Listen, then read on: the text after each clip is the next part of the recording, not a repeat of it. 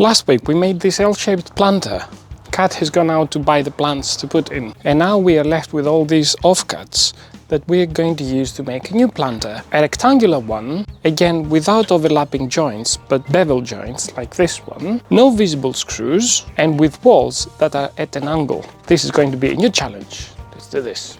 The logic that I am going to follow for this planter is the same as the previous one, however the execution is going to be a little bit different. This is going to be smaller, so we need about 5 for each side, and the layout is going to be like so. 1, 2, 3, 4, and the bottom one will be flat to the ground because we want to put the supports down here. Right, let's get cracking!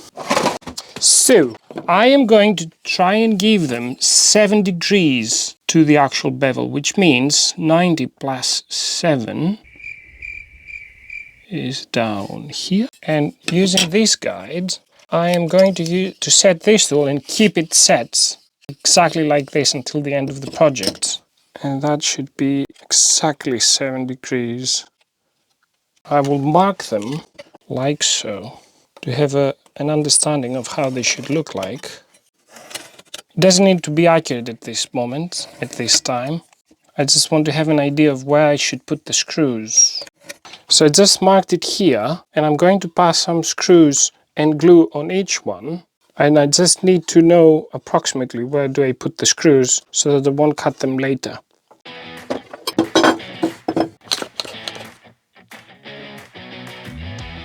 Put them together, I wiggle them a bit. Of course you can use other clamps, smaller ones. I have these big ones, so I'm using them. And now the fun bit, which is screws.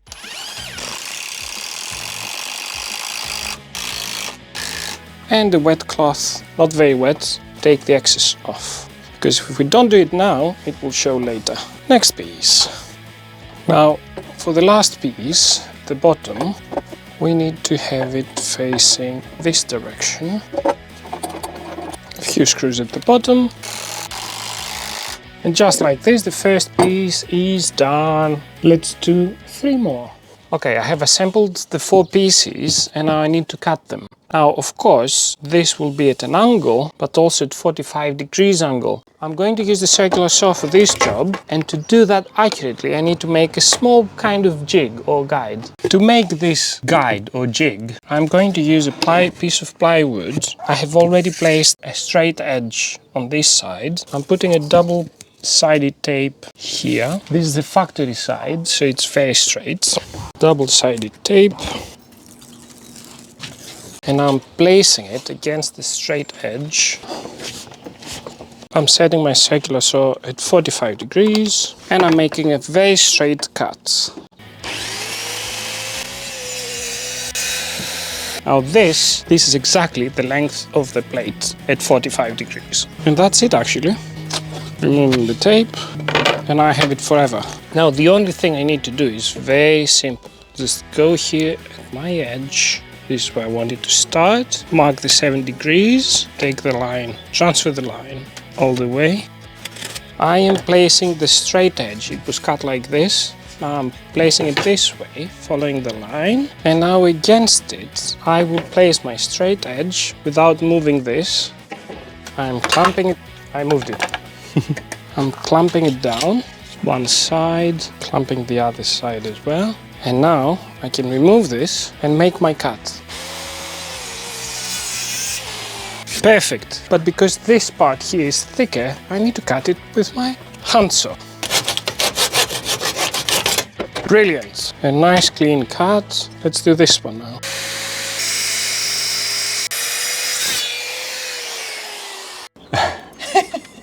What does Daddy have?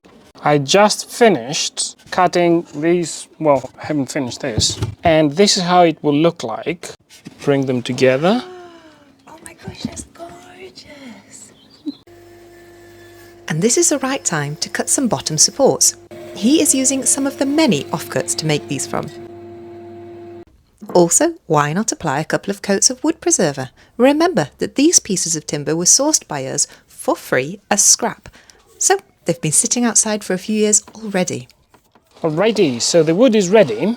Now it's time for the glue up. I am going to try something that I don't know if it's going to be good or not. Put these blocks here first and then put the bigger ones like so. Hopefully it will work. But as you will see, it did not work.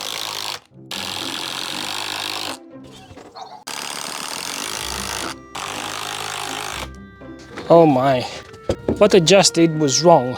I mean, the idea was nice, but I took them out because if I glue these to the small ones, then when the big ones will come, the long ones will come, I won't have space to use the drill. So I took them off and I will do the exact same but on the big ones. But I need to wipe the glue first. And now I can easily attach the smaller ones like this and then the top one. Perfection! Okay, pretty good. Kat, can you do the screw and drive this screw? Yeah, I want you to push with everything you have, yeah? Let's go. Oh, stop! Oh, you didn't say stop. Hey, you stop! Gone through. Now the last bit should be the easiest or the most difficult one.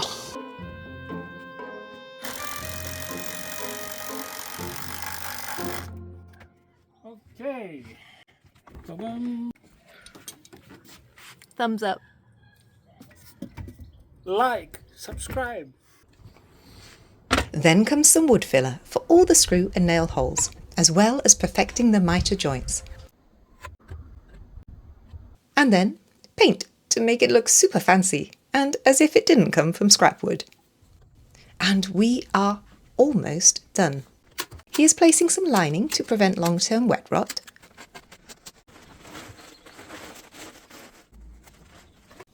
He places the bottom support. And of course, very important not to forget, he opens some holes for drainage of the excess water. Of course, feet are absolutely needed to give space between the timber and the ground. Remember, wood and water are not good friends. You can buy them, but why not see if you can repurpose something first? So he makes them by cutting up a plastic chopping board. And then the moment I have been waiting for, the moment that I add one more exquisite planter into my collection, a step towards the completion of our garden. Do you like it? We hope you enjoyed. Let us know if you plan on making one and how it goes. And remember, if we can do it, you can do it. See you on the next one.